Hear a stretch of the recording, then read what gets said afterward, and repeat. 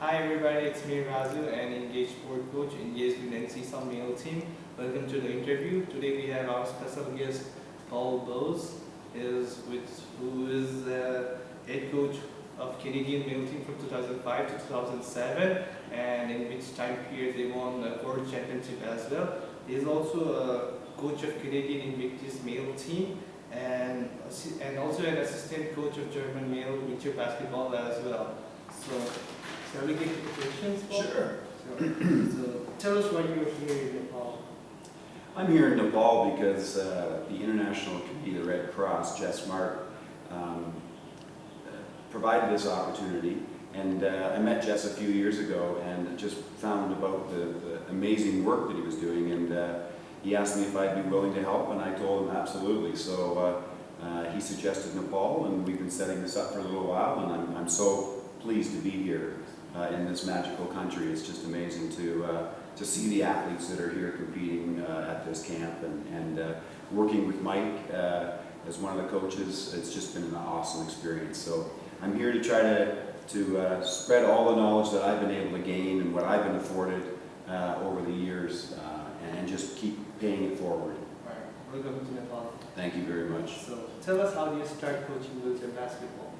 I started coaching wheelchair basketball in 1988 after my stepson lost both of his legs to a train accident in 1985. I never really played basketball, stand-up basketball. I was a short little guy growing up, but I became a fan of the game and just saw how athletic the team was. And once they got rid of their coach, they asked me if I would coach. And I was like, sure, as long as you're willing to teach me the game, because I really don't know the game all that well. I coached hockey and tennis and baseball and all kinds of other things, but really never basketball. So I was very fortunate that they basically taught me the game as I learned it, and then it's just kind of, sprung out from there. Can you tell about your experience coaching the Canadian Invictus team? What are your achievements there? The Canadian Invictus team, it's actually men and women. That's just not men. But in 2017, Toronto hosted the Invictus Games. So I went through a job interview and got the job, and it's just actually been one of the most rewarding things I've ever done.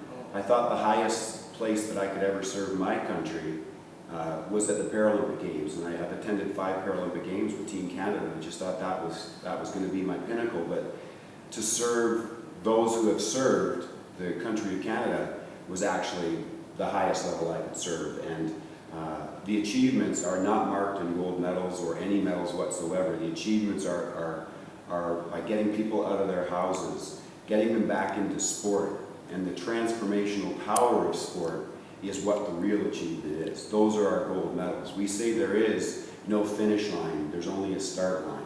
And that start line is by applying to be an Invictus team member. And once you're a member, then it's a lifetime achievement.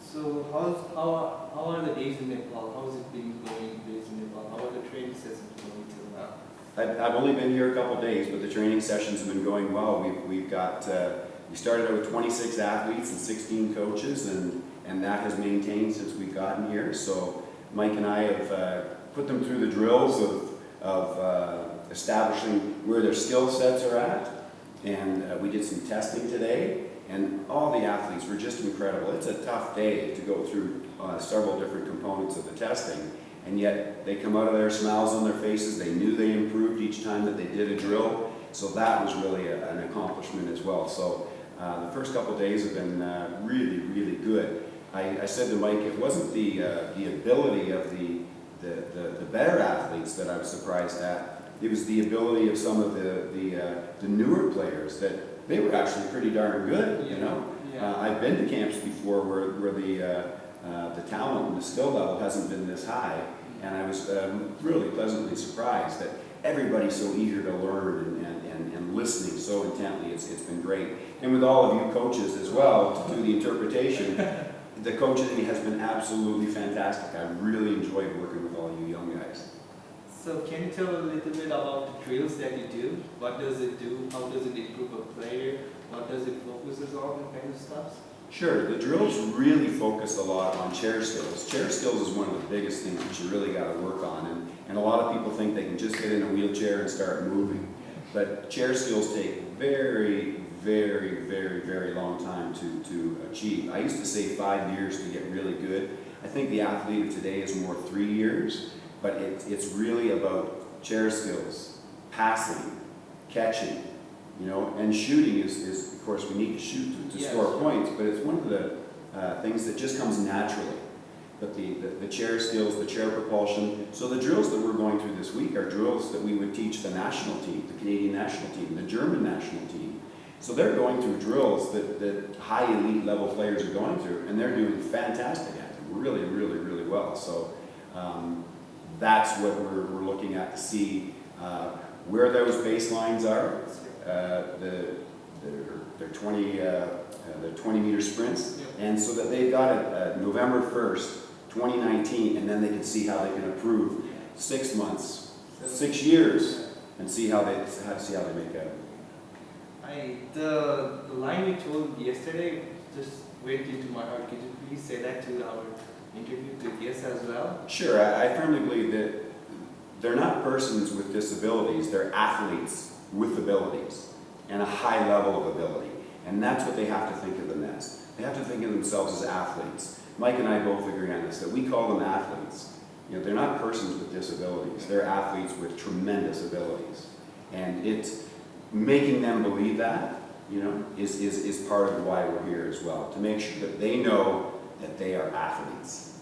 So thank you, Coach, for coming to Nepal, giving us the training sessions, and hope to see you soon as well. Oh, I'd love to come back. It's just fantastic. We've just started. We got 4 days left, and it's going to be a great 4 days. Thank you.